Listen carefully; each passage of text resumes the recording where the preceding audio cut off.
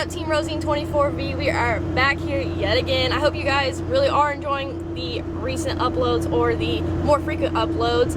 I know a lot of people comment about that, but I feel like I'm not getting the views that they're decent views, but compared to, you know, some other videos when I like don't post as often, I feel like those get more views, but I don't know. That's just me overthinking it. But we're in the 7.3 today. The winner is picking up the 2nd gen Longhorn project truck in about maybe 40 minutes, so that's super exciting. We're trying to get everything together. My job was to drive over the 7.3, of course, that's why I'm in it. And I'm gonna be honest with you guys, the sun's gonna be terrible now for filming, but I'm gonna be honest with you guys, I was kind of skeptical when Malachi first got this truck and I drove it for the first time. I was like, yikes. I'm just, you know, used to, you know, I've never heard of really like a 7.3, you know, quite often growing up or anything like that. I've always, you know, we've always had Cummins, and that's just the sound that I've always been used, or, you know, when I think of a diesel, that's what I think of.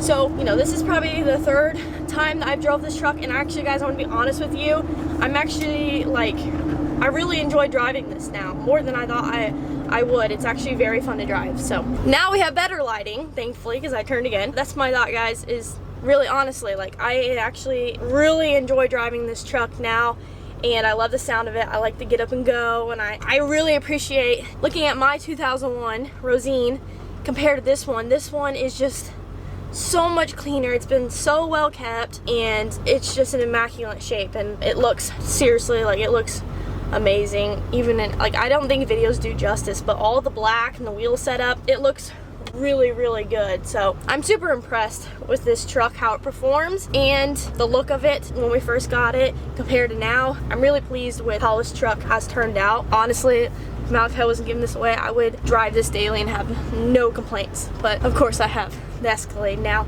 So that being said, guys, if you haven't entered to win this truck, you guys could be next, just like the Longhorn 2nd gen winner is coming today to pick up his truck. That could be you guys next. Ends March 18th, so make sure you get yourself entered before that date, because you only have till 11:59 p.m. Eastern Standard Time that day to enter. Link is down in the description. Every $5 gets you 2 entries, guys, so make sure you're entered while you can. We see the 2nd gen Longhorn project truck pulling up now. Malachi is going to get that in place for the winner, but let's hand our truck over to the winner today. We got a lot to do today. Let's get to it, guys. Okay, guys, so we're here with the Black Beast. We're giving it away early. It's all a joke, guys. We just cherry pick random neighbors in the community and give them their trucks.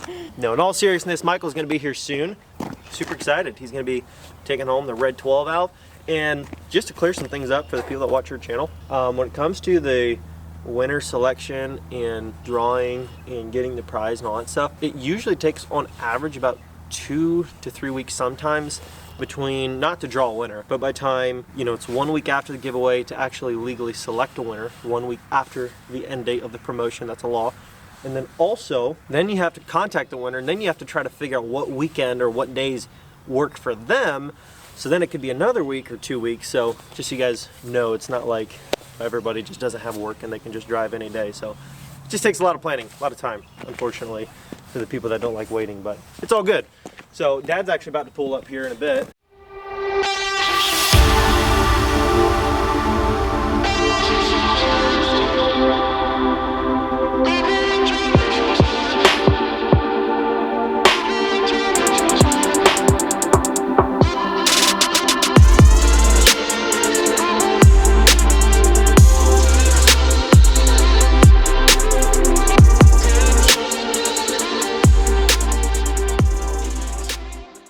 Grub. We both haven't eaten, of course. We've been busy all morning. But Michael Nelson picked up his truck. Were you pretty sad to see that truck go? I know you said. I'm not real. I don't really get sentimentally attached to trucks. Yeah, you said that in the last video. Yeah, I just not. But that was a nice truck for sure. Yeah, I'm definitely gonna miss driving it just because it's nicest driving 2nd gen hands down you'll ever drive. I'm telling you, so smooth, handled extremely well, wasn't sloppy. I mean, we made the truck exactly what we wanted to make it, and we accomplished that goal. Pretty happy how it turned out. Oh, very happy. Very happy. Loved it. Oh yeah. I told him I didn't bring Rosine because that truck makes it look embarrassing. Well, especially where it's at right now. It doesn't have a front bumper, and the headlights are falling apart. But it's okay. We'll get there. We'll get back to her being all put together. But super excited for them. But 5-hour drive home. 5.5. So that's an enjoyable truck really to drive. It's not like what you think when you think second gen Dodge blue steering and stuff. Because of the interior, it's comfortable.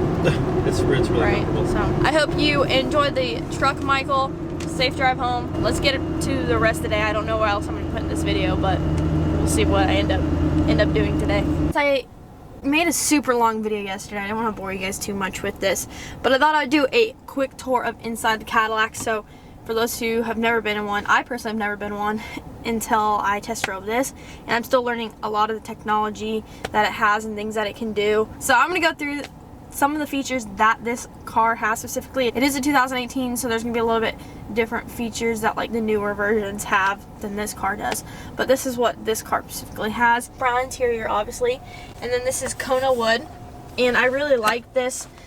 When I first saw this, I really liked it. I loved the accent with the brown seats, and I think on the trim and everything, it looks really, really good.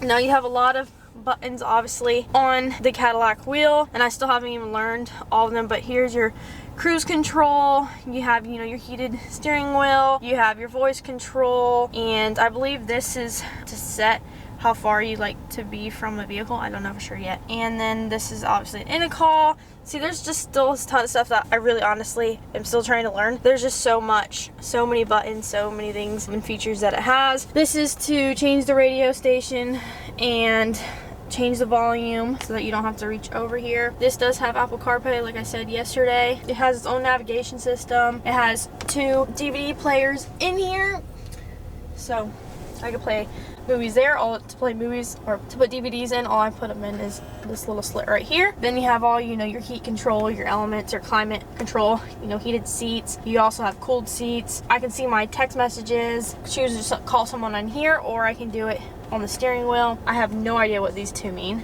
Yes, the thing that I've really noticed that I liked so far, make sure you stay in the lines, and it will show you on this dash actually where you are comparison to the lane, and if there's somebody in front of you, it will actually pop up a little card just to warn you that, you know, there is a car in front of you, and it'll be green if you're a good distance, but if you're getting a little too close, it'll turn yellow and then it'll turn red. But I'm gonna show you how I figured out Apple CarPlay, which I kind of assumed. So I just plug it in there on my phone, and then Apple CarPlay comes up. And no, I can't play any music because I'll get demonetized. I don't have to use the navigation that they have. I can use my Apple CarPlay. I can just pull it up on my phone if I want to. If it's plugged into that cord, I can see my text messages, and it automatically, since I connected through Bluetooth, it has all my contacts, so that makes it really easy to be able to call anybody hands-free.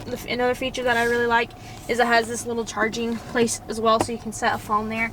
It doesn't have to be plugged in. Newer iPhones, I believe, or smartphones, and it will charge it for you. So another thing I really love is I've never had a sunroof, even though I probably won't use it that much. It makes it super nice in the summer, just because I love to have the windows down and not use the AC so much. There's still a ton of buttons that I don't know on here. I do know it does have OnStar, where you can push this button right here, ask somebody, you know, take me to Outback, take me to, you know, the muffler shop, anything, and a voice will basically respond back to you eventually, somebody that works for OnStar, and they will pull up those directions for you and download them on your screen so you know where to go. Now, that's not a feature that is included with the car. That's something you have to pay, you know, extra for if you're wanting to have that for a while. And I believe this is where I can open the back trunk, but I've been using my key right now just because you click it twice, and it's been really easy for me. No complaint about that.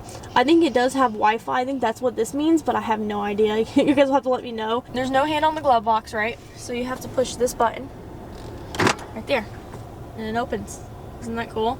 But like, it's like so weird. It's like, why wouldn't you just put a handle? But I don't know. Maybe it's just so that the driver can open it rather than trying to reach over and grab the handle. But alright guys, so since it was super windy yesterday, I couldn't do a ton of filming outside. I figured I'd show you now the back trunk space. You just hit it twice.